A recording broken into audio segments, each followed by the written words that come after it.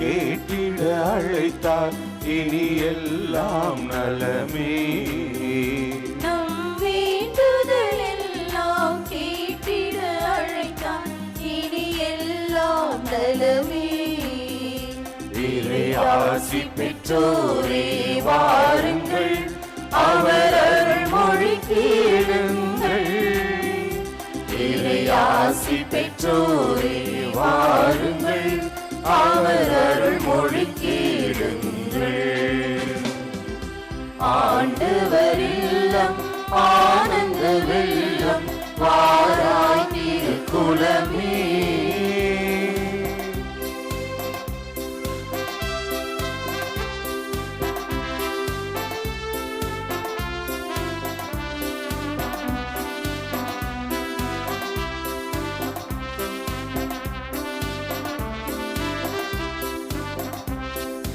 உங்கள் உள்ளங்களில் அமைதி மலர்க, உங்கள் இல்லங்களில் சமாதானம் பெருக.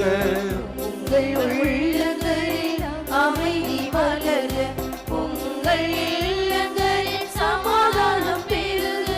நீங்கள் யாவரும் நல்வாழ்வு பெருக, நீங்கள் யாவரும் நல்வாழ்வு பெருக. உறவுகள் வளம் பெருக, உங்கள் உறவுகள் வளம் பெருக. இறையாசி பெற்றோரே வாருங்கள், அவர் அருள்மொழி கேளுங்கள். இறையாசி பெற்றோரே வாருங்கள், அவர் அருள்மொழி கேளுங்கள்.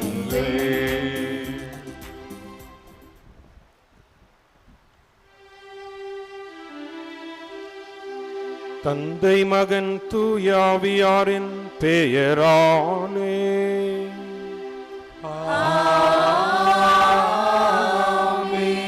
நம் ஆண்டவராகிய இயேசு கிறிஸ்துவின் அருளும் கடவுளின் அன்பும் தூயாவியாரின் நட்புறவும் உங்கள் அனைவரோடும் இருப்பதாக.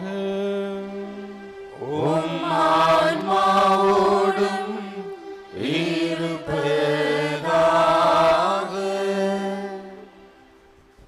அன்னையின் அன்பு பக்தர்களே, இத்திருப்பலியானது ஆலயத்தில் கூடியிருக்கும் பக்தர்களின் கருத்துகளுக்காகவும் ஜெயா பிளஸ் தொலைக்காட்சி, திருத்தல இணையதளம் மற்றும் அனைத்து சமூக ஊடகங்களின் வழியாக பங்கெடுக்கும் பக்தர்களின் கருத்துகளுக்காகவும், இன்றைய நாளின் ஒளிபரப்பிற்கு உதவி செய்த நன்கொடையாளர்களின் குடும்ப கருத்துகளுக்காகவும், நேற்று திருப்பலி எழுதி வைத்தவர்களின் கருத்துகளுக்காகவும் ஒப்புக் கொடுக்கப்படுகின்றது. மேலும் இந்த ஒளிபரப்பை காணுகின்ற அனைத்து அன்னையின் பக்தர்களையும் இறைவன் நிறைவாக ஆசீர்வதிக்கவும் இத்திருப்பலியிலே மன்றாடுவோம். Dear devotees, this Mass is offered for all the faithful gathered here and those who are participating through Jaya Plus, Shrine Web TV, as well as other social media, and in a special way for all the sponsors of this live telecast and those who wrote their Mass intentions yesterday, and all the devotees of Our Lady of Health Velankani who are watching the same.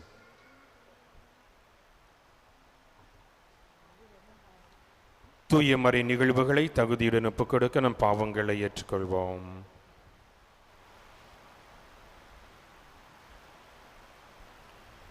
எல்லாம் வல்ல இறைவனிடமும் சகோதர சகோதரிகளே உங்களிடமும் நான் பாவங்களை ஏற்றுக்கொள்கின்றேன். ஏனெனில் என் சிந்தனையாலும் சொல்லாலும் செயலாலும் கடமைகள் தவறியதாலும் பாவங்கள் பல செய்தேன். என் பாவமே என் பாவமே என் பெரும் பாவமே. ஆகையால் எப்பொழுதும் கன்னியான புனித மரியாவையும் வானதூதர் புனிதர் அனைவரையும் சகோதர சகோதரிகளே உங்களையும் நம் இறைவனாகிய ஆண்டவரிடம் எனக்காக வேண்டிக் கொள்ள மன்றாடுகின்றேன். எல்லாம் வல்ல இறைவன் நம் மீது இரக்கம் வைத்து நம் பாவங்களை எல்லாம் மன்னித்து நம்மை நித்திய வாழ்வுக்கு அழைத்து செல்வாராக. ஆமென்.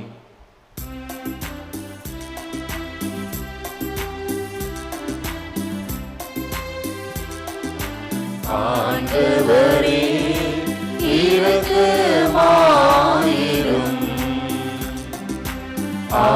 ஆண்டவரே இரக்கமாயிரும். கிறிஸ்துவே இரக்கமாயிரும். கிறிஸ்துவே இரக்கமாயிரும். ஆண்டவரே இரக்கமாயிரும். ஆண்டவரே இரக்கமாயிரும்.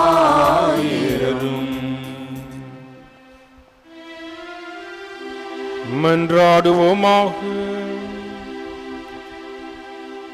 இறைவா, கத்தோலிக்க நம்பிக்கையை பேணி காக்கவும் கிறிஸ்துவுக்குள் அனைத்தையும் புதுப்பிக்கவும் திருத்தந்தை புனித பயசுக்கு விண்ணக ஞானத்தையும் திருத்தூதருக்குரிய மனதிறனையும் நிரம்ப அளித்தீரே.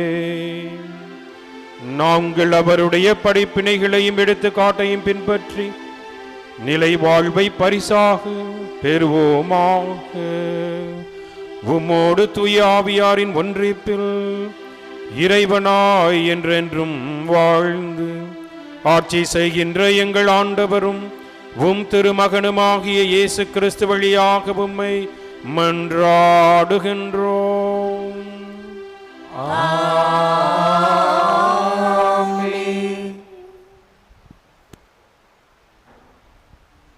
முதல் வாசகம். இறை வாக்கினர் எசேக்கியால் நூலிலிருந்து வாசகம். அந்நாட்களில் ஆண்டவரின் வாக்கு எனக்கு அருளப்பட்டது. மானிடா, இஸ்ரேலின் ஆயர்களுக்கு எதிராக இறைவாக்கு உரை. அவர்களுக்கு இறைவாக்கு உரைத்து சொல். தலைவராகிய ஆண்டவர் கூறுவது இதுவே: தாங்களே மேய்ந்து கொள்ளும் இஸ்ரேலின் ஆயர்களுக்கு ஐயோ கேடு! ஆயர்கள் மந்தையன்றோ மேய்க்க வேண்டும்.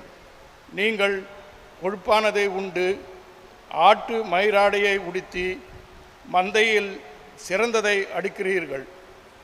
மந்தையோ மேய்ப்பதில்லை. நீங்கள் நலிந்தவற்றை திடப்படுத்தவில்லை. பிணியுற்றவற்றிற்கு குணமளிக்கவில்லை. காயமுற்றவற்றிற்கு கட்டு போடவில்லை. வழி தப்பியவற்றை திரும்பி கூட்டி வரவில்லை. காணாமல் போனவற்றை தேடவில்லை. ஆனால் அவற்றை கொடுமையுடனும் வன்முறையுடனும் நடத்தினீர்கள். ஆயன் இல்லாமையால் அவை அலைந்து திரிந்தன. அப்போது எல்லா காட்டு விலங்குகளும் அவை இரையாயின. என் ஆடுகள் எல்லா மலைகளிலும் உயர்ந்த குன்றுகளிலும் அலைந்து திரிந்தன. பூவுலிகள் எவ்விடத்திலும் என் மந்தை சிதறுண்டு போனது. அதை தேடவோ கூட்டி சேர்க்கவோ எவரும் இலர். எனவே ஆயர்களே, ஆண்டவரின் வாக்கை கேளுங்கள்.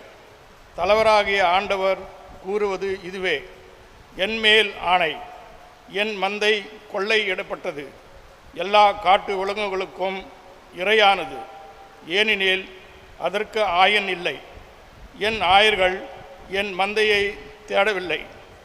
என் மந்தையை அவர்கள் மேய்க்காமல் தாங்களே மேய்ந்து கொள்கிறார்கள். எனவே ஆயர்களே, ஆண்டவரின் வாக்கை கேளுங்கள். தலைவராகிய ஆண்டவர் இவ்வாறு கூறுகிறார்: நான் ஆயர்களுக்கு எதிராக இருக்கிறேன். என் மந்தையை அவர்களிடமிருந்து திரும்ப பெற்றுக்கொள்வேன். மந்தை மேய்ப்பினின்று அவர்களை நீக்கி விடுவேன். எனவே தாங்களே மேய்ந்து கொள்ளும் அவர்கள் இனி மந்தையை மேய்க்க மாட்டார்கள். அவர்கள் வாய் நின்று என் மந்தையை மீட்பேன். அவை இனி அவர்களுக்கு உணவாகா. எனவே தலைவராகிய ஆண்டவர் இவ்வாறு கூறுகிறார்: நானே மந்தையை தேடி பேணி காப்பேன். ஆண்டவரின் அருள் வாக்கு. இறைவனுக்கு நன்றி. பதிலுரை பாடல் பல்லவி. திருப்பாடல் 23.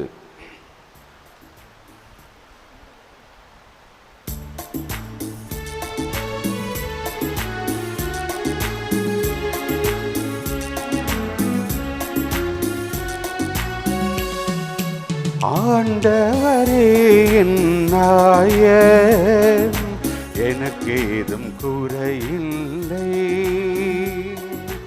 ஆண்டவரே என் நாயன், எனக்கு ஏதும் குறையில்லை. எனக்கு ஏதும் குறையில்லை. ஆண்டவரே என் நாயன், எனக்கேதும் குறையில்லை. ஆண்டவரே என் நாயன், எனக்கேதும் குறையில்லை. எனக்கேதும் குறையில்லை. ஆண்டவரே என் நாயன், எனக்கு ஏதும் குறையில்லை. பசும்புல் வெளி மீது என்னை அவர் இளைப்பார செய்வார். அமைதியான நீர்நிலைகளுக்கு என்னை அழைத்து செல்வார். அவர் எனக்கு புத்துயிர் அளிப்பார். தம் பெயருக்கேற்ப என்னை நீதி வழி நடத்திடுவார். ஆண்டவரே என் நாயன், எனக்கேதும் குறையில்லை. ஆண்டவரே என் நாயன், எனக்கேதும் குறையில்லை. எனக்கேதும் குறையில்லை. மேலும் சாவின் இருள் சூழ் பள்ளத்தாக்கில் நான் நடக்க நேர்ந்தாலும் நீ என்னோடு இருப்பதால் எத்தீங்குக்கும் அஞ்சிடே. உன் கோலும் நெடுங்களியும் என்னை தேற்றும். ஆண்டவரே என் நாயன், எனக்கேதும் குறையில்லை. ஆண்டவரே என் நாயன், எனக்கேதும் குறையில்லை. எனக்கேதும் குறையில்லை.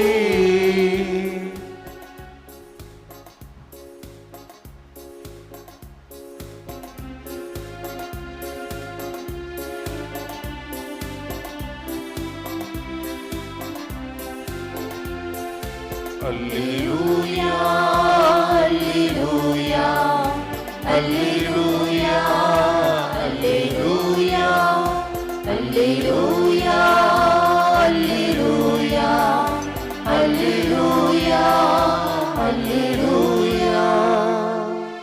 கடவுளுடைய வார்த்தை உயிருள்ளது, ஆற்றல் வாய்ந்தது.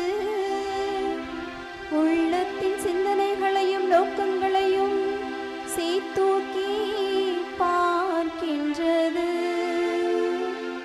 அல்லேலூயா, அல்லேலூயா, அல்லேலூயா, அல்லேலூயா, அல்லேலூயா, அல்லேலூயா, அல்லேலூயா, அல்லேலூயா. ஆண்டவர் உங்களோடு இருப்பாராக. ஆன்மாவோடும்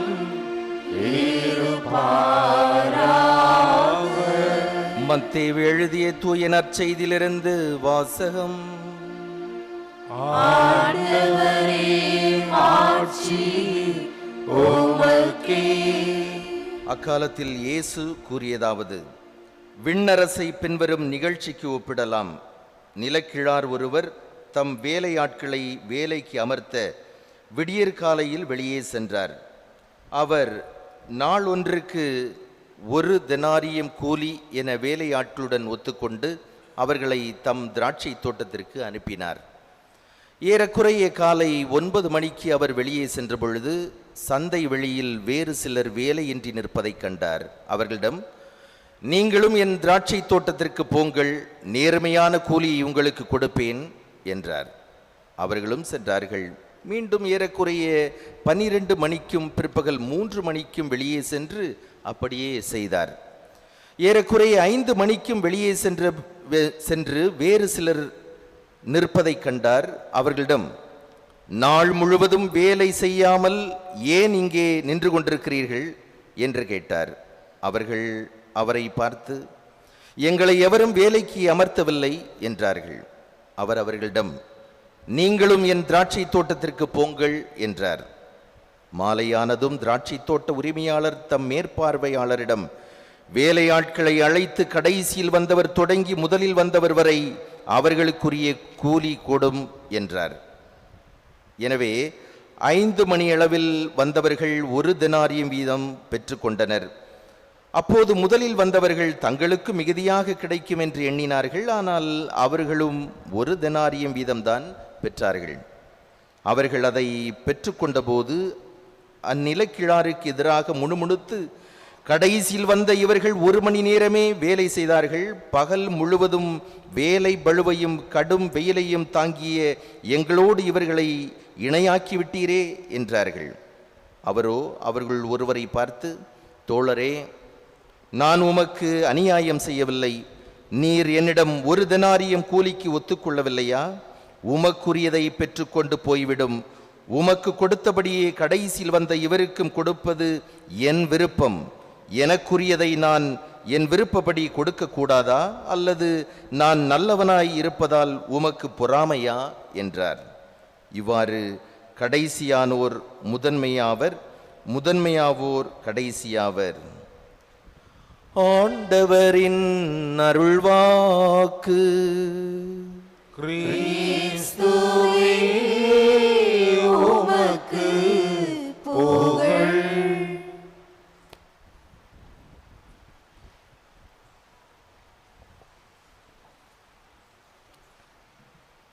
அன்பார்ந்தவர்களே, இத்திருப்பலியானது சிறப்பாக அருட்தந்தை செபஸ்தியோ சேவியர் இவர்களின் ஆன்ம இளைப்பாற்றிற்காகவும் ஒப்புக் கொடுக்கப்படுகிறது.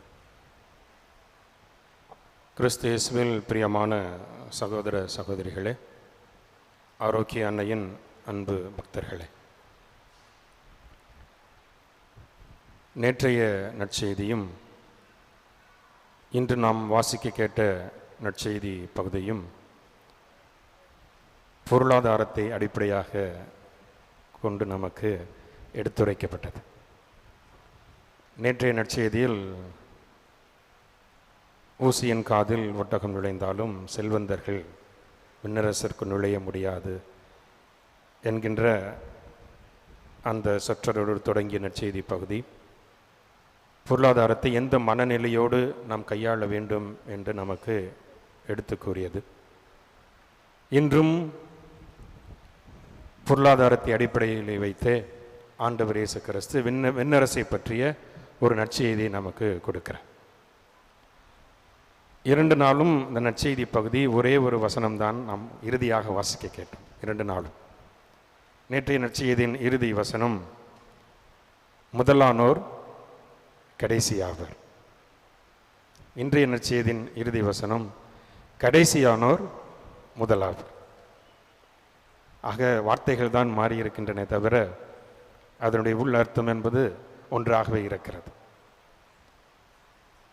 இந்த பொருளாதாரத்தை வைத்து ஆண்டவர் இயேசு கிறிஸ்து தன்னுடைய மனநிலை, நேற்று செல்வந்தர்கள் எந்த மனநிலையை கொண்டிருக்க வேண்டும் என்று சொன்ன ஆண்டவர் இன்று தன் மனநிலை எவ்வாறு இருக்கிறது என்பதை வெளிப்படுத்துகிறார். இந்த நற்செய்தி விண்ணரசை இந்நிகழ்ச்சிக்கு ஒப்பிடலாம் என்று தொடங்குகிறது.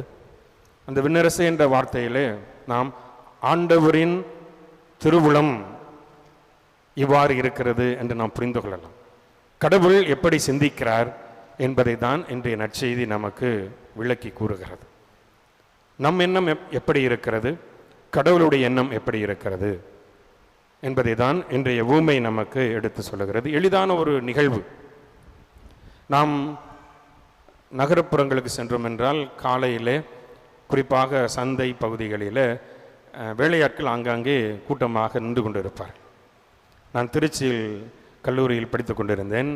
அங்கு மார்க்கெட் பகுதி இருக்கிறது. அந்த பகுதியில் இருப்பவர்களுக்கு தெரியும். அங்கு காலையில் கூட்டமாக இருக்கும். வேலையாட்கள் அங்கு வந்து கூடி இருப்பார்கள். பிறகு அந்த சூப்பர்வைசர்ஸ் இல்லைன்னா என்ஜினியர்ஸ் வந்து கான்ட்ராக்டர்ஸ்லாம் வந்து அவங்கவுங்களுக்கு வேலை ஆட்களை கூட்டிகிட்டு போவாங்க அங்கே வேலை செய்வதற்கு. இது இன்றும் நடந்து கொண்டு இருக்கிறது. இப்படி ஒரு சூழலில் தான் இந்த ஓமையை ஆண்டவர் நமக்கு கொடுத்திருக்கிறார். ஆக விடியற்காலையிலே அந்த நிலக்கிழார் செல்கிறார். ஒரு சில வேலையாட்களை தன்னுடைய தோட்டத்திற்கு அழைத்து செல்கிறார். பிறகு 9 மணிக்கு செல்கிறார், அவர்களையும் அழைத்து செல்கிறார். 12 மணி, 3 மணி, இறுதியாக 5 மணி. இவராக நாள் முழுவதும் அவர் தேடிக்கொண்டே இருக்கிறார். வழக்கமாக நாம் அதை செய்வதில்லை. 9 மணிக்கு மேலே வந்தால் நம்ம வேலையாட்கள்கிட்ட சத்தம் போடுவோம். என்ன 10 மணி ஆச்சு, இன்னும் நீ வேலையை ஆரம்பிக்கல, இனிமேல் வந்து என்னத்தை பண்ண போகிற அப்படின்னு சொல்லி சத்தம் போடுவோம். காரணம், சாயந்தரம் ஆனால் அவனுக்கு கூலி கொடுக்கணும், வேலை செய்யாட்டினா எப்படி நம்ம கூலி கொடுக்குறது அப்படின்னு சொல்லி அவங்கள நம்ம கோச்சிக்கோம். ஆனால் இந்த நிலக்கிழார் காலை முதல் மாலை வரை அவர்களை அழைத்து கொண்டே இருக்கிறார். இதுதான் கடவுளுடைய எண்ணம். நம்முடைய எண்ணம் வேணாம் 10 மணி ஆச்சுன்னா வேணாம், இனிமேல் நாளைக்கு பார்த்துக்குவோம். இது நம்முடைய எண்ணம். காரணம், அடிப்படையில் நம்முடைய எண்ணம் வேலையை சார்ந்தது, கடவுளுடைய எண்ணம் வேலை ஆட்களை சார்ந்தது. இதில் வித்தியாசம் இருக்கு. கடவுள் மனிதரை பார்க்கிறார். நாம் எதை பார்க்கிறோம்? மனிதர்களை பார்ப்பதில்லை, மாறாக அவர்கள் செய்யக்கூடிய வேலையைத்தான் பார்க்கிறோம். நம்முடைய மதிப்பு என்பது வேலைக்கு, கடவுள் மதிப்பது மனிதர்களை. இதுதான் வித்தியாசப்படுகிறது. இந்த ஒரு மனநிலையில் இருந்துதான் ஆண்டவர் இந்த ஒரு ஓமையை நமக்கு இன்று கொடுக்கிறார். ஆனால் இந்த ஓமை விண்ணரசை பற்றியது என்று நாம் சிந்திக்கும் பொழுது ஏதோ ஒரு உட்கழுத்தை நமக்கு தெளிவுபடுத்துகிறார். அந்த கருத்து இறுதியாக வருகின்ற ஒரு வசனத்திலே வெளிப்படுகிறது. மாலை நேரமானதும் எல்லோரையும் வரிசையில் நிற்க வைக்கிறார். கடைசியில் வந்தவர்கள் தொடங்கி காலையில் வந்தவர்கள் வரை நின்று கொண்டிருக்கிறார். எல்லோருக்கும் ஒரு தெனாரியம். காலையில் வந்தவர்களுக்கு எவ்வளவு கூலி பேசினாரோ அதே கூலியை மாலை 5 மணிக்கு வந்தவர்களுக்கும் கொடுக்கிறார். அதை பார்த்த அவர்கள் ஒருவேளை நமக்கு அதிகமாக கொடுப்பாரோ என்ற ஒரு ஆசைப்படுகிறார். நியாயம்தான், எல்லாருக்கும் தோணும்ல. 5 மணிக்கு வந்தவனுக்கு 500 ரூபா கொடுத்தா காலையில் 6 மணிக்கு வந்தவனுக்கு கூட தானே கொடுக்கணும். இதுதான் நம்முடைய எண்ணம். ஆனால் ஆண்டவர் இயேசு கிறிஸ்து எல்லோருக்கும் ஒரே தெனாரியம். இதை பார்த்தவுடன் அவர்கள் கோபப்படுகிறார்கள்.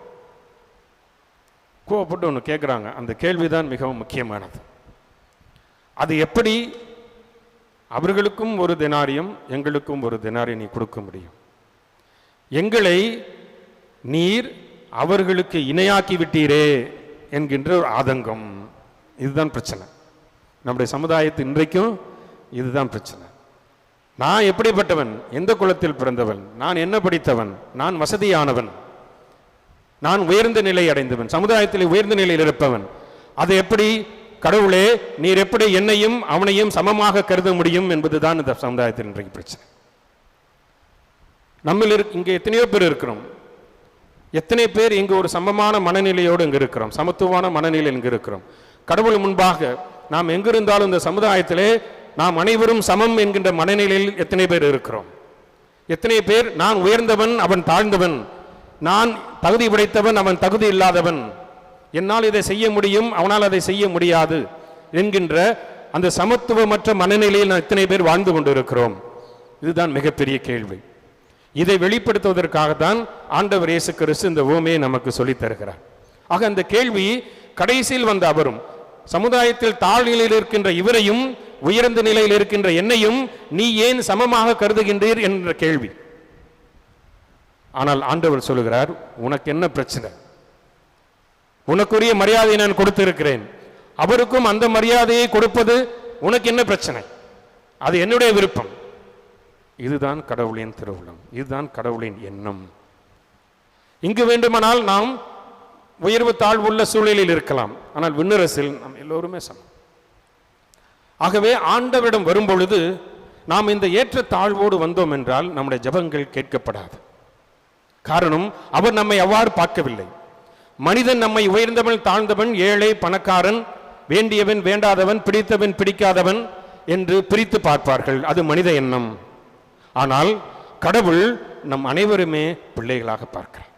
நீ எந்த நிலையில் இருந்தாலும், விடியற்காலையில் வேலைக்கு வந்தாலும், பிறப்பிலேயே நீ பெரிய ஆளாக இருந்தாலும், அல்லது கடைநிலையில் கடைசி நேரத்தில் நீ என்னோடு வந்தாலும், சிலுவையிலே ஆண்டவர் தொங்கி கிடந்த பொழுது ஒருவனுக்கு மீட்பை கொடுத்தார். கடைநிலையில் வந்தாலும் இருவரையும் நான் சமமாகத்தான் பார்ப்பேன். அது என்னுடைய எண்ணம். ஆக இந்த ஒரு சமத்துவமான மனநிலையில் நாம் இருந்தால்தான் ஆண்டவரின் திருவுளத்தோடு நாம் ஒத்துப்போக முடியும், விண்ணரசை நாம் அடைய முடியும். இல்லை என்றால் ஆண்டவர் முன்பாகவும் இங்கு வந்து மண்டியிருந்து ஜெபிக்கும் பொழுதும் நான் எப்படிப்பட்டவன் என்று தெரியுமா? அதற்கும் ஆண்டவர் ஓமையை சொல்லி வந்திருக்கிறார். ஆலயத்திற்கு 2 நபர்கள் வந்தார்கள். ஒருவன் வந்தான், நான் நோன்பு இருக்கிறேன், நான் உமக்குரிய எல்லா காரியங்களும் நன்றாக செய்கிறேன் என்று பெருமைப்படுத்தி கொண்டான். மற்றொருவன் ஆலயத்தின் வெளியே நின்று தாழ்மையான நிலையை ஆண்டவருக்கு எடுத்துரைத்தான். நான் பாவி என்றான். ஆண்டவர் அவனை தான் ஏற்றுக்கொண்டார்.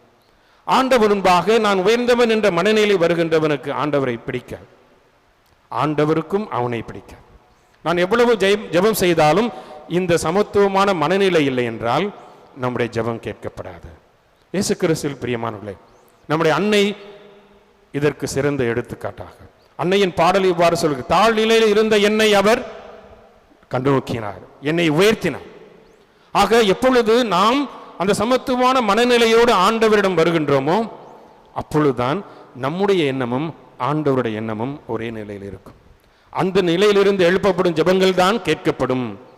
மாறாக நான் இப்படிப்பட்டவன் அப்படிப்பட்டவன் என்றால் உங்களுடைய எண்ணம் ஒரு பக்கம் இருக்கும், கடவுளுடைய எண்ணம் ஒரு பக்கம் இருக்கும், உங்களுடைய ஜெபம் கேட்கப்படாது. எனவே நாம் ஒவ்வொரு முறை ஆலயத்துக்கு செல்லும் பொழுதும், ஒவ்வொரு முறை கடவுள் கண் நோக்கும் பொழுதும் நம்முடைய எண்ணங்கள் இந்த சமத்துவமான மனநிலையில் இருக்க வேண்டும்.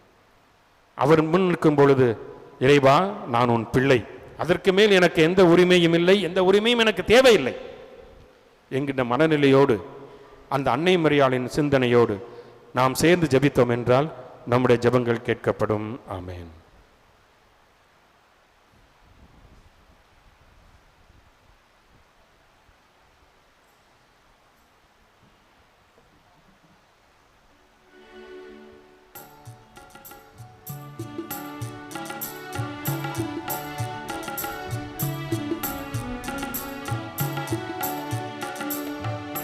காணிக்கை தருவது கடவுளன்றோ, கரங்களில் தவழ்வது கருணையன்றோ. காணிக்கை தருவது கடவுளன்றோ, கரங்களில் தவழ்வது கருணையன்றோ. பலியும் பீடமும் இயேசுவன்றோ, பலியும் பீடமும் இயேசுவன்றோ, பலியிடும் குருவும் அவரன்றோ, குருவும் அவரன்றோ. காணிக்கை தருவது கடவுளன்றோ, கரங்களில் தவழ்வது கருணையன்றோ.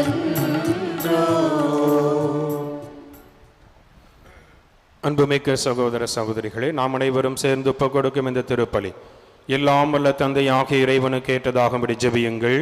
ஆண்டவர் தமது பெயரின் புகழ்ச்சிக்காகவும் ஆட்சிக்காகவும் நமது நன்மைக்காகவும் புனித திரு அவை அனைத்து நலனுக்காகவும் முதல் கையில் இருந்து பலியை ஏற்றுக்கொள்வாராக.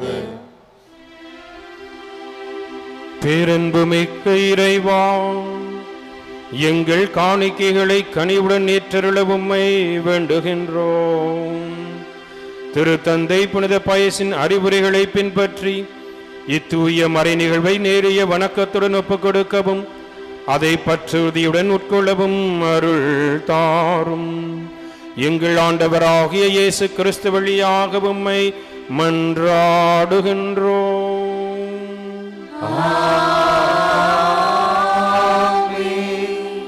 ஆண்டவர் உங்களோடு இருப்பாராக.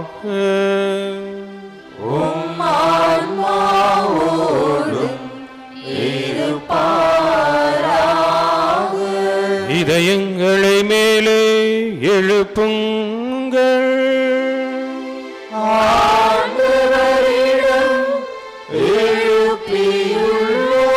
நம் இறைவனாகிய ஆண்டவருக்கு நன்றி கூறுவோம்.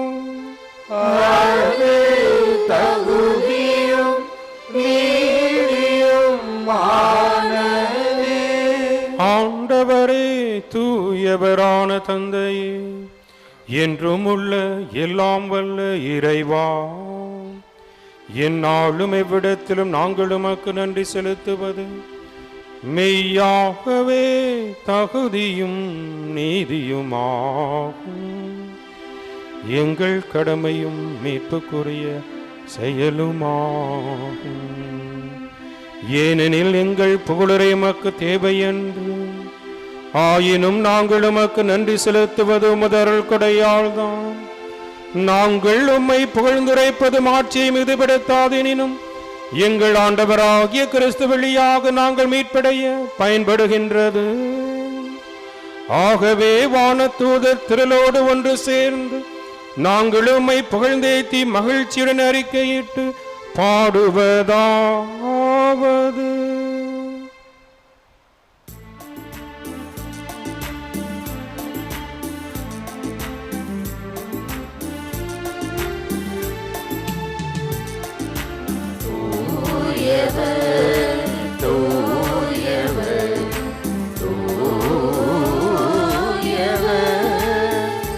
வான்படைகளின் கடவுளாம் ஆண்டவர், விண்ணகமும் மண்ணகமும் உமது மாட்சியால் நிறைந்துள்ளன. உன்னதங்களிலே ஓசன்னா, உன்னதங்களிலே ஓசன்னா. ஆண்டவர் பெயரால் வருகிறவர் ஆசி பெற்றவர். உன்னதங்களிலே ஓசன்னா, உன்னதங்களிலே ஓசன்னா. ஆண்டவரே, நீர் மெய்யாகவே தூயவர், தூய்மை அனைத்துக்கும் ஊற்று. ஆகவே உம்முடைய ஆவியை பொழிந்து காணிக்கைகளை தூய்மைப்படுத்தமை வேண்டுகிறோம். இவ்வாறு எங்கள் ஆண்டவர் இயேசு கிறிஸ்துவின் உடலும் இரத்தமுமாக எங்களுக்கு இவை மாறுவனவாக. அவர் பாடுபட உளம் கணிந்து தம்மை கையளித்த போது அப்பத்தை எடுத்து நன்றி செலுத்தி அதை பிட்டு தம் சீடர்களுக்கு அளித்து கூறியதாவது: அனைவரும் இதிலிருந்து பெற்று உண்ணுங்கள், ஏனெனில் இது உங்களுக்காக கையளிக்கப்படும் என் உடல்.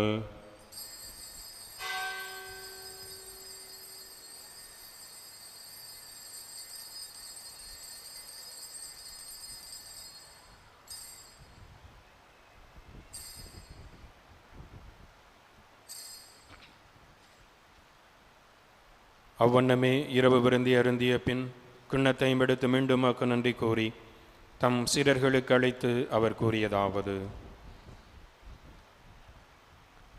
அனைவரும் இதிலிருந்து பெற்று பருகுங்கள், ஏனெனில் இது புதிய நிலையான உடன்படிக்கைக்குரிய இரத்தத்தின் கிண்ணம். இது பாவ மன்னிப்புக்கு என்று உங்களுக்காகவும் பலருக்காகவும் சிந்தப்படும்.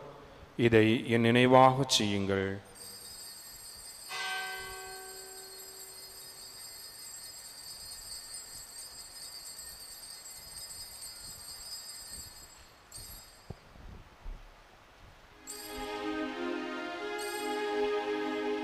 நம்பிக்கையின் மறைபொருள். ஆண்டவரே, நீர் வருமளவும் உமது இறப்பினை அறிக்கையிடுகின்றோம். உமது உயிர்ப்பினையும் எடுத்துரைக்கின்றோம். ஆகவே ஆண்டவரே, நாங்கள் கிறிஸ்துவின் இறப்பினையும் உயிர்ப்பினையும் நினைவு கூர்ந்து வாழ்வு தரும் அப்பத்தை மீட்பளிக்கும் கிண்ணத்தை உமக்கு ஒப்புக் கொடுக்கின்றோம். திரும்ப நின்று உமக்கு ஊழியம் புரிய தகுந்தவர்கள் என எங்களை ஏற்றுக்கொண்டீர். எனவே உமக்கு நன்றி செலுத்துகின்றோம். மேலும் கிறிஸ்துவின் உடலிலும் இரத்தத்திலும் பங்கு கொள்ளும் எங்களை தூய ஆவியார் ஒன்று சேர்க்க வேண்டுமென உம்மை தாழ்மையுடன் மன்றாடுகின்றோம். ஆண்டவரே, உலகெங்கும் பரவி இருக்கும் அது திரு அவையை நினைவு கூர்ந்தருளும். எங்கள் திருத்தந்தை பிரான்சிஸ், எங்கள் ஆயர் சகாயராஜ் தம்புராஜ், எல்லா திருநிலையினர் ஆகிய அனைவரோடும் உமது திரு அவையை அன்பில் நிறைவேற செய்தருளும்.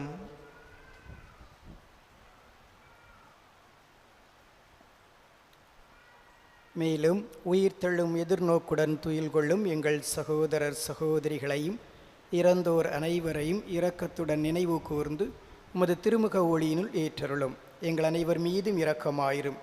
கடவுளின் கன்னித்தாயான புனித மரியா, அவருடைய கணவரான புனித யோசேப்பு, புனித திருத்தூதர்கள், இவ்வுலகில் உமக்கு உகந்தவராயிருந்தோர் ஆகிய புனிதர் அனைவருடனும் நாங்களும் நிலைவாழ்வில் பங்கு கொள்ளும் தகுதி பெற்று திருமகன் இயேசு கிறிஸ்து வழியாக உம்மை புகழ்ந்தேத்தும் வரமருள உம்மை மன்றாடுகின்றோம்.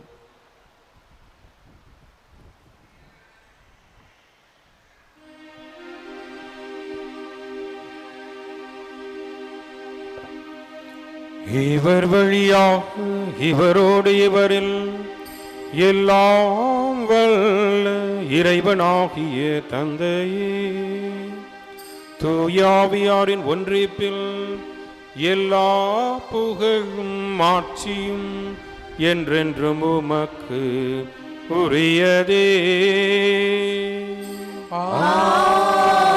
ஆமென். ஆமென்.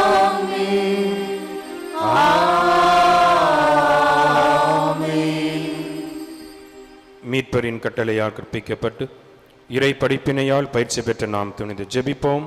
விண்ணுலகில் இருக்கின்ற எங்கள் தந்தையே, உமது பெயர் தூயது என போற்றப் பெறுக. உமது ஆட்சி வருக. உமது திருவுளம் விண்ணுலகில் நிறைவேறுவது போல மண்ணுலகிலும் நிறைவேறுக. எங்கள் அன்றாட உணவை இன்று எங்களுக்கு தாரும். எங்களுக்கு எதிராக குற்றம் செய்வோரை நாங்கள் மன்னிப்பது போல எங்கள் குற்றங்களை மன்னியும்.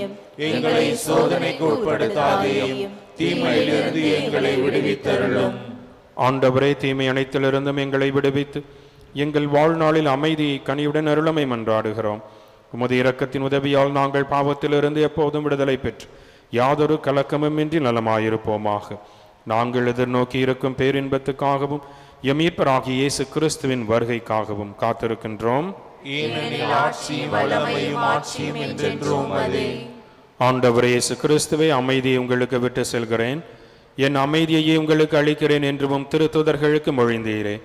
எங்கள் பாவங்களை பாராமல் உமது திரு அவை நம்பிக்கையை கண்ணோக்கி உமது திருவுளத்திற்கேற்பதற்கு அமைதியையும் ஒற்றுமையையும் அளித்தருள்வீராக. என்றென்றும் வாழ்ந்து ஆட்சி செய்கின்றவர் நீரே. ஆமென். ஆண்டவருடைய அமைதி உங்களோடு என்றும் இருப்பதாக. உம் ஆன்மாவோடும் இருப்பதாக. ஒருவருக்கொருவர் அமைதியை பகிர்ந்து கொள்வோம். உலகின் பாவங்களை போக்கும் இறைவனின் செம்மறியே, எங்கள் மேல் இரக்கமாயிரும். உலகின் பாவங்களை போக்கும் இறைவனின் செம்மறியே, எங்கள் மேல் இரக்கமாயிரும். உலகின் பாவங்களை போக்கும் இறைவனின் செம்மறியே, எங்களுக்கு அமைதியை அளித்தருளும்.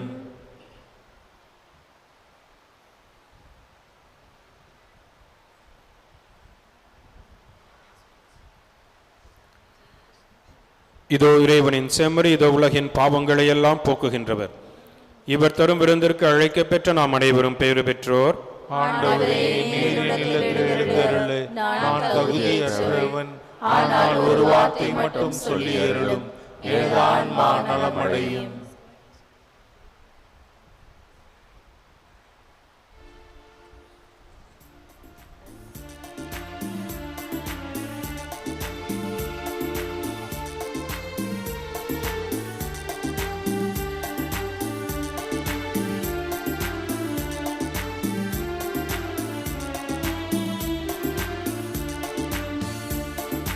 என் ஆன்ம உணவேவா,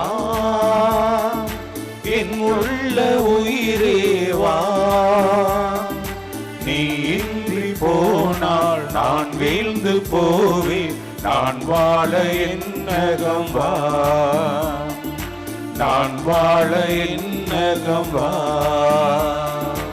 என்னோடு உறவே வா, என்னுள்ள உயிரே வா. நீ இன்றி போனால் நான் வீழ்ந்து போவேன். நான் வாழ என்னகம் வா, நான் வாழ என்னகம் வா.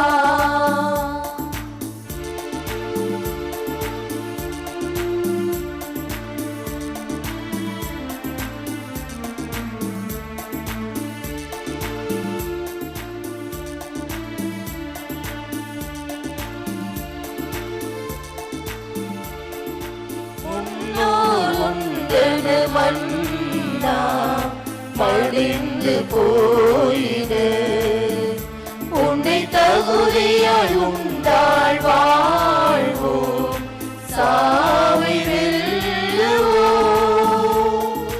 ஆவலாய் அழைத்தேன் வா இறைவா, இந்த ஏழைக்கு உன்னருள் தாய் இறைவா. ஆவலாய் அழைத்தேன் வா இறைவா, இந்த ஏழைக்கு உன்னருள் தாய் இறைவா. உன்னில் நான் என்னில் நீ வாழ்ந்திட வரம் தர என் ஆன்ம உதவி வா, என்னுள்ள உயிரே வா. நீ இன்றி போனால் நான் வீழ்ந்து போவேன். நான் வாழ என்னகம் வா, நான் வாழ என்னகம் வா.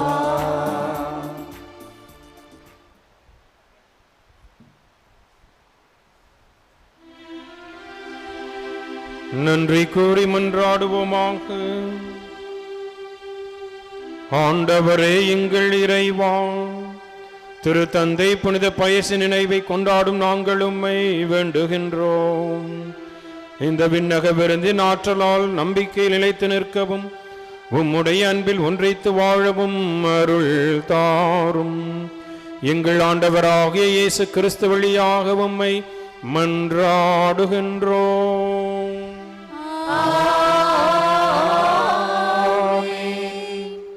புனித ஆரோக்கிய அன்னையின் ஆசீர் பெற மன்றாடுவோம். ஆற்றலும் அன்புமிக்க இயேசுவை கையில் ஏந்தி காலமெல்லாம் கடலோரம் காத்திருக்கும் புனித ஆரோக்கிய அன்னையே, இப்பேராலயத்தில் கூடியிருக்கும் பக்தர்கள் மற்றும் இணையதளம் சமூக ஊடகங்கள் வழியாக பங்கேற்கும் அனைவரையும் ஆசீர்வதியும். இவர்களின் மனம் சோர்ந்து போகும்போது பால்கார பாலகனின் பால்குடத்தை பொங்க செய்தது போல இவர்களின் மனங்களையும் மகிழ்ச்சியால் பொங்க வையும். இவர்கள் தோல்வியால் துவண்டு போகும்போது நடக்க இயலாத சிறுவனை நடக்க வைத்தது போல இவர்களையும் எழுந்து நடக்க வையும். இவர்கள் துன்பக்கடலில் தத்தளித்து தடுமாறும் போது போர்ச்சுகீசிய மாலுமிகளை கரை சேர்த்தது போல இவர்களையும் கரை சேர்த்தருளும். வரம் பெற்று தரும் புனித ஆரோக்கிய அன்னையின் ஆசீர் உங்களோடு என்றும் தங்குவதாக. May Jesus touch you and heal you through the loving hands of his dear mother, Our Lady of Velankanni. ஆண்டவர் உங்களோடு இருப்பாராக.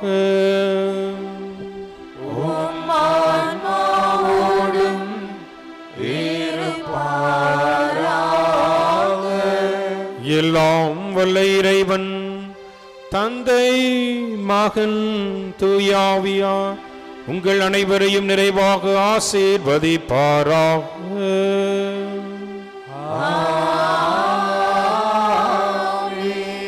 சென்று வாருங்கள், திருப்பலி நிறைவு பெற்றது. இறைவனுக்கு